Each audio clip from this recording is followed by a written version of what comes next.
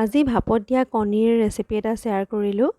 আৰু কণীৰটো বিভিন্ন ৰেচিপিয়ে বনোৱা হয় কণী গ্ৰেভি বা বিভিন্ন ধৰণৰ গ্ৰেভি কণী অমলেট আৰু তাৰ বাহিৰেও এনেকৈও বনাই চাবচোন এবাৰ বহুত ভাল লাগে খাই আৰু ইয়াৰ বাবে মই কণী আৰু আলুকেইটা অলপমান বইল কৰি লৈছিলোঁ আৰু কণীকেইটা ফ্ৰাই কৰি লোৱা নাই আলুকেইটা এফাল এফাল কৰি লৈ পেলাই নিমখ আৰু হালধি আৰু অকণমান জলকীয়া গুড়ি দি দিছোঁ জলকীয়া গুড়ি কালাৰৰ কাৰণে আৰু দি পেলাই আলুখিনি অকণমান ফ্ৰাই কৰি লৈছোঁ আৰু আনফালে এটা পেষ্ট তৈয়াৰ কৰি লৈছোঁ তাত মগজগুটি কাজু 6-7টামান আৰু সৰিয়হৰ পাউডাৰ দিছোঁ সৰিয়হৰ পাউডাৰ নাথাকিলে গোটা সৰিয়হ তিয়াই থৈ পেলাই দিলেও হ'ব আৰু লগতে নিমখ অকণমান অলপমান কাশ্মীৰী ৰেড চিলি পাউডাৰটো কালাৰৰ কাৰণে আৰু অকণমান চেনি দি পেলাই এটা পেষ্ট তৈয়াৰ কৰি লৈছোঁ পানী অকণমান দি আৰু তাৰ পাছতে আনফালে পিঁয়াজ ফ্ৰাই কৰি লৈছোঁ বেছি তেল দিয়া নাই সেই একেখিনি তেলতে ফ্ৰাই কৰিছোঁ আলু ফ্ৰাই কৰা তেলখিনিতে আৰু অলপ সময় ফ্ৰাই কৰি লৈছোঁ পিঁয়াজখিনি আৰু এয়া ফ্ৰাই কৰি হৈ গ'ল এতিয়া এটা টিফিনৰ বাটিত ফ্ৰাই কৰা পিঁয়াজ ফ্ৰাই কৰি থোৱা আলু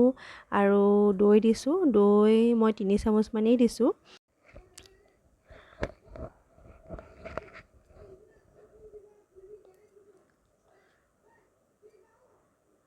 আৰু এতিয়া পেষ্টটো দি দিছোঁ যিটো সৰিয়হ মগজগুটি কাজুৰ যিটো পেষ্ট বনাই থৈছিলোঁ যে সেই পেষ্টটো দি দিছোঁ আৰু আটাইখিনি ভালদৰে চামুচেৰে মিলাই দিছোঁ যাতে গোটেই মছলাটো মিলি যায় আৰু তাৰ পাছতে এফাল এফালকৈ ফালি লোৱা কণীকেইটা দি দিছোঁ আৰু এনেদৰে কণীকেইটা দি পেলাই তাৰ ওপৰত অকণমান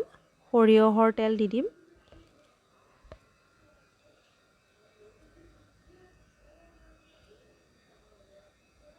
এয়া সৰিয়হৰ তেল দি দিছোঁ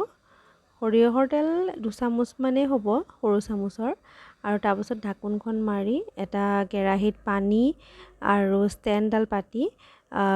টিফিনটো দি পেলাই ঢাকোনখন মাৰি 15 মিনিটৰ কাৰণে ৰাখি থৈ দিম ল' ফ্লেমত আৰু তাৰ পাছতে গেছটো বন্ধ কৰি 5 মিনিটমান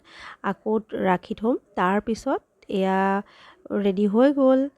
ইয়াক চাওকচোন কিমান ভাল লাগিছে দেখিবলৈ আৰু খাবলৈও বহুত সোৱাদ হয়